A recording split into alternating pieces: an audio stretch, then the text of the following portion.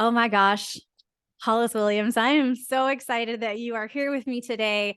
This is going to be a fantastic conversation. And I have said this many times to you, but I think you are a shining example of what is possible. And I think there's so much in your story and your journey that will inspire other people. So I am exceptionally grateful for your time today. And, I kind of want to dive in. So for anyone watching this, Hollis, I'll let you introduce yourself. Just tell us a tiny bit about yourself. But I think, you know, why I invited Hollis on here and why this is an interview that you need to hear is, Hollis had a lot of responsibility. You were really, you were well respected in your job. You were a VP at a very large company, and you had a lot of responsibilities on your shoulders, both personally, professionally. And when we were connected together to work on planning a break, it wasn't an easy feat. And I think a lot of people feel like they can't extricate themselves, or they're not quite sure that taking a break would be valuable or would be worth it. And I think you were just such an incredible example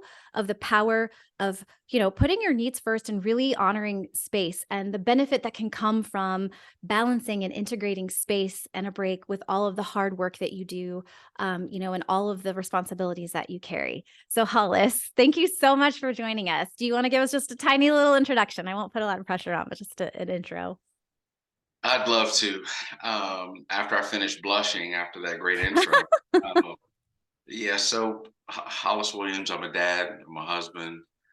Those are my most important roles in life and will continue to be friend, family member. I did have a great run at Microsoft as an executive in that space, and was in a part of that very large company, a very large part of the business that I really invested myself in. I care deeply about those folks. I know right now is a difficult time in tech, and my heart bleeds for those that are impacted. But had a very fortunate run at Microsoft, serving a part of the business that both served my passion and my purpose, and was also profitable. But then met you as part of my transition to my break, and you were extremely helpful for me in that. And after my break, I took over as CEO of a 25-year-old firm that does management consulting and digital portfolio management. So here I am. Here you are, Hollis. That was a fabulous introduction. So, Hollis, as you mentioned, we connected. So you're running your very big executive role at Microsoft. And, when we first talked, it was not the first moment in time that you had this thought that I might need a break or I would really like to take some time off. So, can you share with us some signs for you that you needed a break? Like, how did you know that it was really coming time? Like when we actually put the pedal to the metal and made it happen, what were some signs that it was like, I really need this break? For sure. So, for me, when you're trying to perform at a high level in any area of your life, there has to be some things that kind of center you and anchor you. And so for me, as I kind of started in my introduction, it is my family, and then my friends in my village, and then the folks that, that work with me, that work on my team, that I support, as well as my customers. And some of the telltale signs for me is that things that I could do with a certain amount of energy and excellence that took a little bit more energy wasn't quite as excellent. That some of the patients that I would have at home, I had a little less patience. I think going through the pandemic, everybody experienced a little bit of that for sure. But I would say, as I look back across my career, there were times that I didn't know that I needed to step away for a minute. I'd be frustrated, be wondering why I wasn't seeing the outcomes that I was looking for. I was a little bit more tired, maybe a little more irritable, and then after getting a break, would come back with this kind of renewed vigor, energy, clarity of thought. Over time, you go through that cycle enough, you start to see those signals that your body and your mind sends you. And so it was kind of clear to me, with the change happening in my personal life, the pandemic, the stresses of being in a large corporation and very fast paced business, that it was time. And being in a large corporation like that and having the role that I did, one of the benefits that was provided was a sabbatical. So when I originally kind of was looking for some coaching and some help, I'm a firm believer in getting help and getting coaching. All the best athletes have coaches. So I want to perform at the top of my game. So I'm like, I got to go find a coach. And when I found you, it was originally with a focus on a sabbatical. So I got a chance to go through both the experience of taking a break and returning back, which was my original thought, to, oh, wow, no, now I'm taking a break and I'm going to something totally different. So I went through both of those challenges. Absolutely. And I think it's interesting too to point out, it was a journey. Even once you knew you were going to take what we thought was a sabbatical, there was still a large ramp up period, right? Like we talked about it, and then there were a few months that passed before you felt like it was really time to put a plan in motion. And so I think even when you know you need it, recognizing that there might be a couple of steps in between or preparations that you even are making mentally to get ready to take that, more extended time off. So I think this is a perfect segue, Hollis, to talk about what were some of those fears that, held you back, or even when you were getting ready to start, what was it that sort of like made you want to just like grip the handlebars really tightly when you thought about taking this time off? Yes. So it's interesting because from the professional side, without getting deep off in the details, I had been invested in that particular area of the business. I first joined that area of the business when it was about 200 people. The time I left, it was almost 700. So a lot of deep relationships, a lot of experiences over better part of a decade. And we had gone through some senior leadership changes. Our VP had transitioned. We had three or four that kind of come through over that time period. And there was an interim period where I was carrying a lot of those responsibilities and working with a lot of the team and just kind of supporting the overall goals of the org during some difficult times. And so with that level of investment, you most people would think a break's coming up. I'm thinking about, my bills or my money or whatever. And that's a very practical part of it. But for me, it was like, well, who's going to do the things that I'm doing if I'm not there? And so the planning phase, which actually ended up being a huge blessing, was really more around how do I work back from this timeline that, okay, this is when I'm going to take my sabbatical. How do I get everything in place? What's going to happen during this decision making time or this part of the business? Because you're so invested in it. And that's part of what, you need to take a break from. But that was actually my first fear. And then the second one was, well, wait a minute, if I'm gone all this time and like, do they really need me? So that was a thought as well. So those are the kinds of things that immediately jumped up. I thought a lot about just the routines. When you're performing at a high level, you have a set of routines, both personally and professionally, that kind of gel when you're in your space.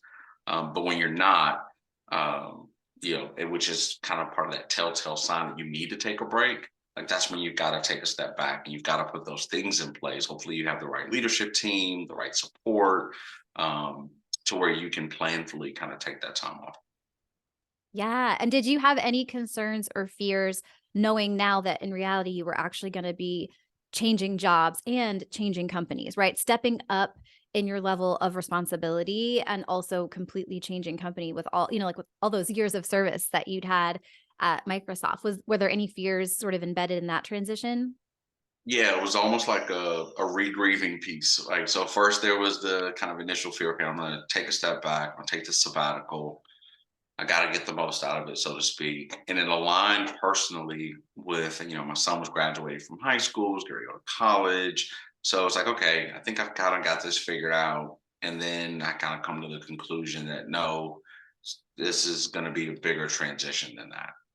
It's not going to be a sabbatical. I'm actually, needing to take the next step and look somewhere else, which was a deeply personal, transition for me. So then all of the things came back up again, but the practical stuff came up first. I got to make sure that family has insurance and the financials, and it's fun, but it's still a real concern that you just kind of go back to the spreadsheets and look back at the numbers and like, okay, yeah, this is okay. And I was so thankful that when we were talking through it, there were some things that would have been more beneficial if I would have adjusted the timing. Financially, it would have been more beneficial. And you said something to me that just stuck. You're like, Hollis, what if you leave some things on the table? You're worth it. And it was like, I hadn't thought about it like that, and it ended up being just a tremendously beneficial investment in myself and in my family and my friends and the people around me. So, but it was nerve wracking. I'd been so used to one environment for so long. I at least had an idea of what returning to that environment would be like. Um, but my brain went everywhere when I finally made the decision. Okay, I'm gonna do this. I'm gonna take this longer break with. And I would joke with my family and close friends. I'm unemployed during this time period. Like I don't have a job. Yeah. Yeah. Yeah. Yeah. And I remember actually, right as we were starting, I remember you sort of saying out loud, what am I gonna do with this time? Like, what if I what if I get bored? What if I don't know what to do? Right. And I think that's silly but real. It's kind of funny now in hindsight, right? Now that you've been through it. But I think that's a very real fear. People are afraid they're gonna get bored or they're gonna feel extremely antsy with that time, or it's just they've never had this expansive time where they can do whatever they want. And a lot of the, career responsibilities are not pressing on them. And so it's like this fear of like, well, what am I gonna do to fill my time? And I remember you just sort of speaking that one out as we were starting. And I'm like, don't worry, Hollis, we're gonna work it out. We'll figure it out. And we did. But yeah, I think this is a great segue into talking about, what you did get out of that time, both personally, when you think about yourself, your life, your family, but then also professionally, coming back and transitioning back into this very big and very new role for you. Yeah, so first I would say that you did an excellent job in the early days before I took the break and not and allowing me to talk about what I consider an epic time off. You asked all of the perfect questions because I hadn't realized the difference between a vacation and a break. And that was one of the biggest, kind of revelations. And the fact that most people, myself, chief of those, you take the skills that have really worked well for you in life, personally and professionally, and you really most times just use those on vacation. So if you're a big time scheduler and planner, then you use those skills to plan out your vacation.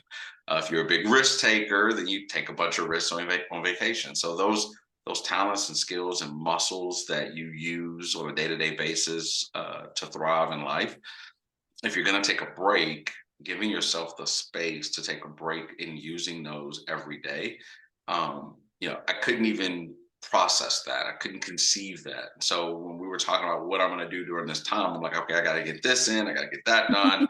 I need to, go to this place outside the country. That's what has to happen during this time. And by the time you got me to the point to understand that difference, it really was the most important part of the break. The fact that I didn't do any abnormal travel experience, not because that's a bad thing, but because that would have been using that part of my brain and my personality that I use all the time. So it's a little bit embarrassing to say, but I had a couple of days in there where my wife and I rolled out of bed. My son went, youngest son went to school, and we sat on the couch and we watched Netflix for like 2/3 of the day. Amazing. Amazing. So something I've never done before, but it really was amazing. It was great from a relationship timing standpoint, not only with my wife, but the time that I did similar things with my sons or my friends. One day I got up and decided, several of my very close friends that I consider my village, they were all working from home. I went picked up a dozen donuts and got a gluten-free donut for or vegan donut for one of our friends, and she doesn't eat certain things, and I just drove around to each person's house and said, hey, I'm thinking about you this morning, here's some Oh my donuts, gosh. I'm unemployed, here you go. And it Here's was some donuts. I'm here's unemployed. some Here's some donuts. donuts. It was very different, but I slept better. I woke up with more energy, just because the things that I typically would be doing and using and going, even when on vacation, I wasn't using those muscles. Oh, I love the way that you phrase that. And I want to point out, so you've spoken to both of these, but I just want to take a second to highlight them. I feel like, watching your journey and being your coach, there were two, I think, really pivotal moments in your experience. And I never know what the moments will be. It's like they are the moments. And then upon reflection, we know, oh, that was a moment. But I think the first one was when you were trying to decide exactly when to leave Microsoft. And there was this window of time where you could stay just a tiny bit longer and there would be like a financial benefit to doing that, or you could, claim more of this time, this finite amount of space you had between jobs. And I remember when you talked about it, the tone and the delivery was so matter of fact, right? You were like, but whatever. And so I'm going to, it's actually going to be a shorter break than I thought because I just, I can't leave that on the table. And it was just like a fact, right? And I remember like asking you, well, is that really true? Can you actually leave it on the table? And if you did leave it on the table, what are you taking off of the table? Your time, right? It's deciding that your time is really valuable and that there's a cost to staying for that benefit, right? And I think in hindsight, seeing how you reframed or just even thought and expanded your thought about time, your time and what it's worth. It was really interesting. And, the second one was this idea of epic. And I remember there was like a whole session where you were like very anchored in and you're like, I need to do something epic. And I remember saying, just consider the idea that you taking this break in and of itself is epic. And I think watching your journey and seeing how, which we'll talk about in a second, how that prepared you, it not only gave you this amazing experience and time to reconnect with yourself and your family, but it also prepared you, right? And in a way that you couldn't have been prepared, just jumping from one role to the other for this bigger role that you were taking. And I think looking back, your break was epic because it helped you become the person that you needed to be, restored, recharged with a vision where, things just started clicking for you to show up in the way that you had to show up in this role. You nailed it. And when I think about the people who matter most to me, both in my personal and professional life, I knew that I could not give the new company the best version of Hollis with how I was coming out of the previous role. And as much as like I said, I still care deeply for those folks that I worked with back at Microsoft. Think about them often. I talk to them often. But at the time, as we were in the thick of things, I did not want to continue to show up and not be my full self, which was part of me wanting to take that sabbatical. And so as I was looking at, okay, well, when can I leave? You're absolutely right. There were some things, both financially on the table, but also there were some things in the general rhythm of the business that the business needed in order to prepare for the next fiscal year and to get things going. And I was like, man, but this stuff has to be done, and I can get it done during this time period. And when you finally got me to take a step back and think about it, more broadly about my time and the investment, when I went back to have the conversation with my leadership at the time, they were very supportive of me doing what was best for me. I worked with some amazing people there, and I'm very grateful because knowing how committed I am to the work I do, the people I work with, they very easily could have said, "Well, we kind of need to hang around for a little bit longer, and there'll be the monetary benefit, but we also could really have you just kind of help with one more thing." And was fortunate enough to work with a caring leader who said, "Hey, if you believe this is what's best, then let's do what's best for you." So I'm very grateful for that. That's amazing. And yes, for anyone watching this, Hollis has a big heart for service. And so it can be hard because you definitely put, your team's needs and other people that you care about, you put their needs on a very, like a very high pedestal as far as like what you want to deliver and you hold yourself to very high expectations. So I'm sure walking away from that, was challenging. So I mean, there's so many things we could talk about, but I definitely want to talk about, this time off preparing you for coming into this new role. So can you kind of like talk us through what it was like coming back online and, jumping into this new role and how do you think your break supported you in that transition? For sure, I'll start with the last piece first. The number of epic experiences I had based on our definition are, I mean, I can't count them. And it was some simple things. My youngest son was able to go to Vermont and go to a school. Not once did I have to break away for a call or get back to my computer to send an email. I was fully present in what was going on. It's been a long time Yeah. since I've been able to consistently have a number of important moments, and it wasn't let me rush and get some things done so I can be fully focused so then I can rush back to get some other things done. um, just being able to enjoy the time and the moment and not have a to-do list that was constantly running. I just can't remember the last time I've been in that situation. So what it did though is after you rest those muscles, you do get to a point where you start to anticipate and look forward to using those strengths again.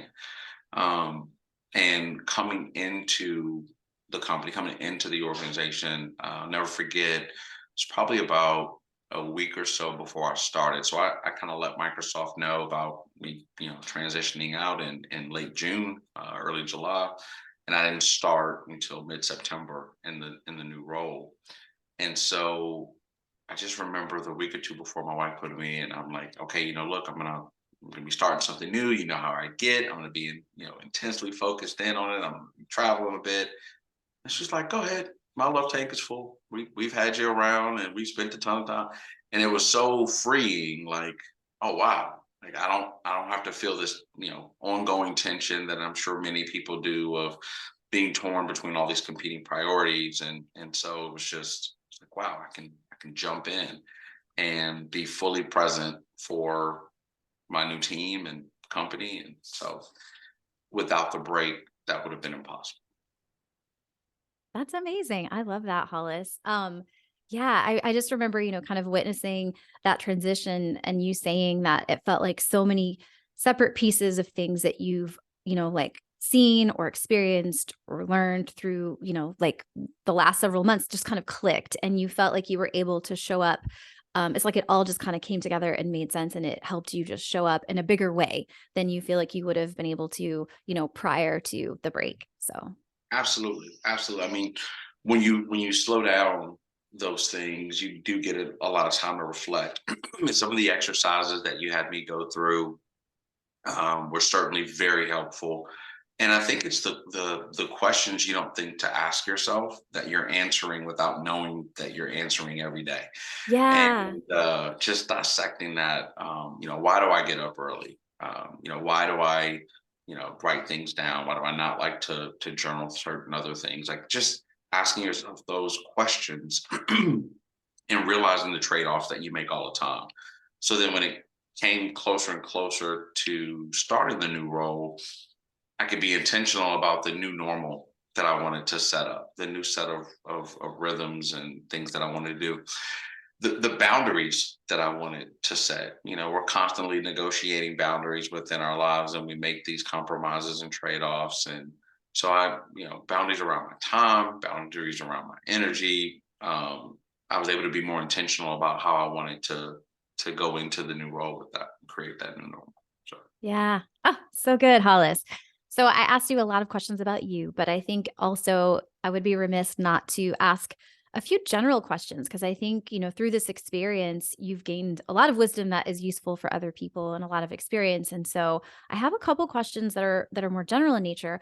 One of them is a question that someone actually asked me to ask you when, like I was explaining what my day was going to be like. And I thought it was a really interesting question. So the question is, what parts of ourselves can we nurture and develop to gain the confidence to do what you did, to gain the confidence, to be able to take this time off, to use it wisely, and then to keep going, right? Keep achieving in our professional self. So, do you think that there are certain things that someone can nurture or develop or even focus on to be able to have the confidence to do something like what you've done? oh, absolutely. The first thing I would say is it's a lot easier to take a step when you can get information from people who've taken that step before, and then try to translate that to what you need it to be for you in order for you to take that step. One of the kind of just ways that I've gone about gaining new skills and going through new experiences, as I mentioned earlier, is getting a coach, getting help, getting support. And hopefully anybody watching this or listening to this would be open to doing the same. Speak to you speak to a professional that knows it can work with you through those challenges and fears and concerns. And if you're a planner, the plans, and if you're not a planner, you're kind of a kind of free motion person, having someone to ask you the questions where you need the discipline, right? So I do think that that is a very big important part. I think the other thing is being willing to do things differently. You have to be willing to change. If it's something you've never done before and you want a different result, then you've got to do something different. It seems simple, but in practice, that can be the stumbling block, because we all have this muscle memory and ways that we handle certain things that come up. Um, I mean, those are kind of like the broad theme kind of things. I will say that if you're in a position of senior leadership, or if you're in if you have a kind of personality similar to mine, where you tend to be more service oriented, sometimes you have to put it in the framing of the benefit that others will get if you're Mm. better. And for me, that was probably the most important part. I needed to realize that me not taking a break was causing me to, be of less service, or not as high quality service as I had been when I am at my best. And I had to look at the benefit of a rested Hollis is probably going to be more valuable to where I'm going, than one that's, struggling to stay above burnout. Yeah. Oh, that's such a great answer, Hollis. Thank you for that. Do you have any tips for someone that is thinking of taking a break, or maybe, is taking a sabbatical or a break now? Tips to leverage that time off into a new role. So is there anything that you did, during the break or right as the break was ending, that you can just really leverage taking that time off before or as you're starting something new? Yes. So I don't remember the exact name of the person where you got the information and resources from for me, but those four pillars of, restoration and how to Ah, restore, like that was huge. I mean, the moment you gave me that information, that kind of became my framework for the rest of my break. Making sure that, I was growing, I was playing, I had community, and I was resting.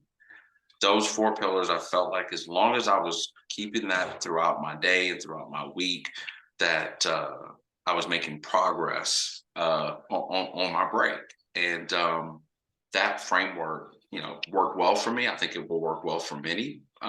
But getting those guardrails, getting that kind of framework set up for yourself as quickly as possible in your break, to rest in that, like that, I think is probably the most important thing, especially when going into a new role, because there's unknown there. And so if you don't know what's going to happen, you want to try to be in your peak, condition, to be able to respond to things as they come up. so good. Yeah, that was with Hooky Wellness. So yeah, the 4 pillars to basically heal or avoid burnout. Yeah, I love that that's still stuck with you, Hollis. I remember that one really resonated. So that's a good one. That's a great rental reference. So next question, Hollis, do you think it's harder for leaders or, like senior leaders, executives to take or justify taking a break? I have my own thoughts on this, but I'm curious, do you think that it's harder? And if so, what would you say about that? Or say, your I think thoughts? the answer to that is yes. I'm biased, but I would break it down into two components. Not just leaders, but oftentimes people who are wildly passionate about what they do. Um, there may be some intermingling of their identity in what they're doing, whether it's they truly are struggling with their identity separate from what they do, or they're so passionate about it that the people who interact with them only interact with them because of what they do. And so I think that can be difficult. The idea of taking a break from who you spend the majority of your time being uh, can be difficult. And I was fortunate enough to have gone through some of that thought process earlier on in my career to start to separate, Hollis from Microsoft. People may still, kind of relate that way, but I was able to be really kind of grounded in that aspect. I think the second reason why it can be harder for senior leaders is this constant push for the next goal, the next metric, the next initiative, the next revenue, level. That the idea of taking your hands off the wheel and not being there to push for an extended period of time can make you feel like, wait, what I've built, is it really sustainable? Um, and the truth of the matter is, uh, if you're leading well, if we're leading well, yes, there's going to be things that come up, but you want to try to, I believe, you want to try to build things that can outlast you. Plant trees, knowing you may never sit in the shade. And so, if you have that kind of approach to it, then it does help with taking a break. But really disconnecting who you are as a person, disconnecting your worth and your identity from the things that you're leading, knowing that that doesn't mean that you're giving less, that you're not, all in, but for you to be your best you as a part of it, and also to set the example as a leader, you've got to be able to take a break. That shows trust and confidence in the teams that you've built and the people that you lead. And they take a little pride in the fact that they can kind of keep things moving and keep things going down the right path while you rest up and restore and come back. And you set that example for them to do the same. Oh, yeah. I would say I can imagine it's a harder thing, but I also think it's more necessary, right? When you start ascending to the ranks of being a leader and leading others, I think it can become more necessary to take that time off for the reasons that you've stated. And also, I think the perspective it gives you of the value of your own time and being able to reflect that back to your people and demonstrating for them and understanding them when they have life events that require them to take time, right? Absolutely.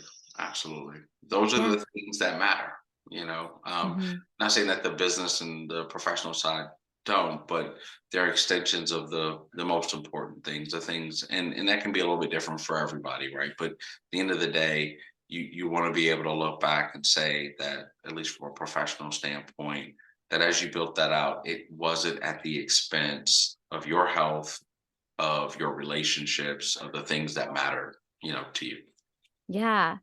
I love that. Okay, Hollis, somebody is in your shoes. They're in the shoes that you were in at Microsoft, right? An executive, they're working, they're of service, they care a lot.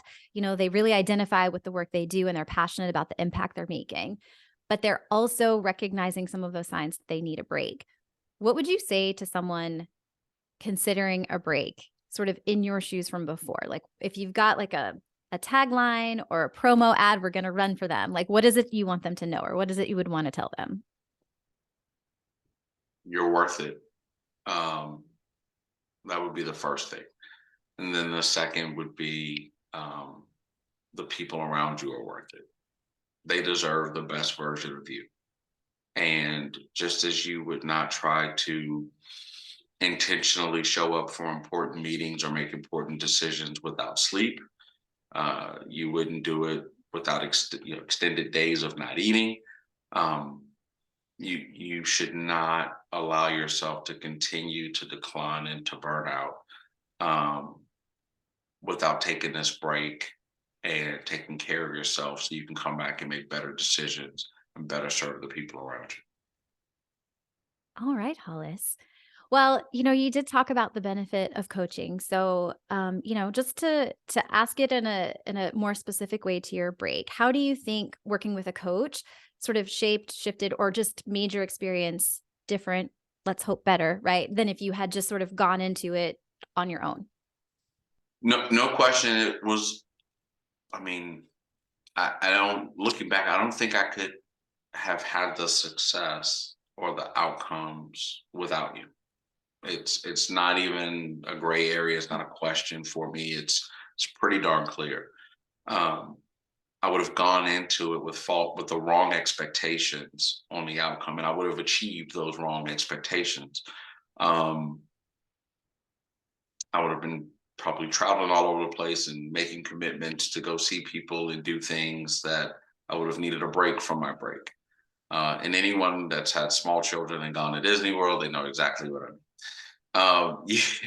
The idea of trying to move into something so important, so critical, and not get wise counsel is foolish.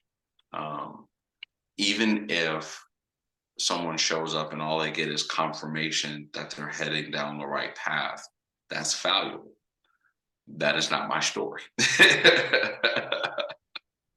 I was going into it with all the wrong ideas, and would have potentially, as a result of the change in direction, I would have potentially skipped the break altogether. So, yeah, I mean, I can't put a price on how impactful it was, how important it was, and how much of a return I got off of that very small investment. I love that. Thank you for sharing that, Hollis. You, sir, have really shared a lot with us. You've given us some great advice, great perspective. You shared so much of your own journey. Is there anything that you feel like is left unsaid before I release you back to your very important job? Two things. One, I've been pleasantly surprised how much of the things that I've learned from my break that I've been able to incorporate in small doses along the way, um, that allow me to kind of quickly recover if I am feeling tired or I have had a long week. I know how to get back to those four kind of areas, which is great. The second thing is really thinking about the next break. When I just as I would take time to think about vacations and things that we're going to do as a family or me personally from a vacation standpoint, I've already started to think about when is that next time period that makes sense to take the next break, and what does that look like? And being able to think about it ahead of time allows me to both kind of push aside some of the professional fears of, oh my gosh, I've got time now because I haven't picked the break time yet and I don't need it right this moment. So I can kind of define what I want work to look like when I take that next break. And then the same thing on the family front. I really, was fortunate that my breaks, spanned across a time period where both of my sons were at home. My oldest son hadn't left for college yet, so we had all four of us. And then I had a period of time where he was gone, and it was just me, my wife, and my youngest son, 17. And then I had a period of time where he was back in school. It was just the two of us. So I found a lot of benefit in the community side of within my family and my household, of those close to me, of being able to have my alone time for me, but then have non-rush time for each one of them. So the bigger overarching message there is to being able to align the perfect time or the best time personally and professionally by thinking about it ahead of time. It's just I'm getting benefits from it now, and I haven't even taken it yet. So yeah. I love that so much. Hollis, you are a delight. I miss having you on those calls, on those monthly calls that we were doing, but I'm always so excited to see your updates popping up on my LinkedIn page and to just know that you're continuing this really amazing ripple effect to positively impact the company, the people you work with, and the people around you. So thank you so much again for coming to share your story with us. I know so many people are going to they're going to learn a lot, and I think they're going to take a lot of what you shared to heart. So thank you for just continuing to be an awesome, inspiring human.